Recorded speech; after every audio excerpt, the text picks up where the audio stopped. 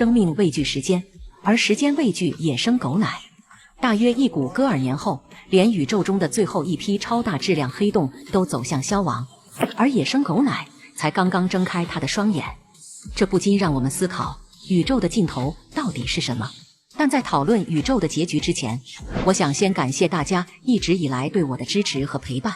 我为大家准备了我创作1年达到128万粉丝的宠粉福利，希望这份奖品可以帮助到你。大家都可以点击抖音精选宠粉福利话题参加。宇宙文旅这个账号就是从做这类宇宙结局的视频开始火起来的。如今时隔1年，我们又因为野生狗奶开始讨论起了宇宙的尽头。广西有一种叫野生狗奶的饮料，真正让它出圈的不是味道，而是包装上那个堪称挑战物理学的保质期——永久。于是网友开始调侃，太阳还能存在大约50亿年，恒星时代也会在未来结束，连黑洞都会在近乎无尽的时间后通过霍金辐射慢慢蒸发，而野生狗奶却能永久存在于世间。当然，永久保质期只是一个互联网梗，但这个梗刚好引出了宇宙学里一个真正严肃的问题：宇宙的尽头到底是什么？目前宇宙学最经典的结局之一仍然是热寂。如果暗能量长期保持类似今天的性质，宇宙将继续膨胀，物质越来越稀薄，星系彼此越来越遥远。最先结束的是恒星时代，恒星不可能永远燃烧。经过极其漫长的时间，最后一批恒星也将熄灭。那时，天空里主要剩下白矮星、中子星、黑洞以及大量已经死亡的天体残骸。再往后，黑洞会成为宇宙中少数仍然值得注意的大型天体，但黑洞也不是永恒的。根据霍金在20世纪70年代提出的理论，黑洞会产生霍金辐射，极其缓慢地损失质量。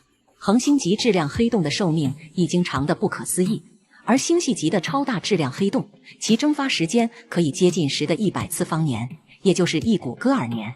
然后，最后的黑洞也会逐渐蒸发，宇宙越来越冷，越来越暗，越来越均匀。这就是所谓的宇宙热寂。然而，热寂只是其中一个可能的猜想，科学家也在不断观察宇宙，来重新定义宇宙的结局。2025年，DESI 通过对数百万乃至上千万星系和类星体进行测量，重新绘制宇宙过去数十亿年的膨胀历史。其中就发现了一个最令人惊讶的结果：暗能量可能并不是永恒不变的。一旦暗能量会变化，宇宙的未来就不一定是简单的永恒加速。那么，宇宙在未来膨胀会逐渐减速，越来越慢，最终哈勃膨胀率趋近于0。宇宙既不继续疯狂变大，也没有立刻开始坍缩。整个宇宙像一张展开了138亿年的幕布，最后停在了那里。当然，这目前仍然只是一类理论模型，而不是已经确定的宇宙未来。还有一种比较突然的结局：真空衰变。我们平时说的真空，好像代表什么都没有，但在量子场论里，真空实际上对应量子场的一种能量状态。根据标准模型中希格斯场等参数的研究，我们今天的电弱真空可能处于一种亚稳态，它很稳定，甚至稳定到已经存在了138亿年，但它未必是最稳定的那个状态。理论上，在宇宙某个地方可能随机形成一个能量更低的真空泡。一旦这样的泡成功形成并开始扩张，它的边界可能以接近光速向外传播。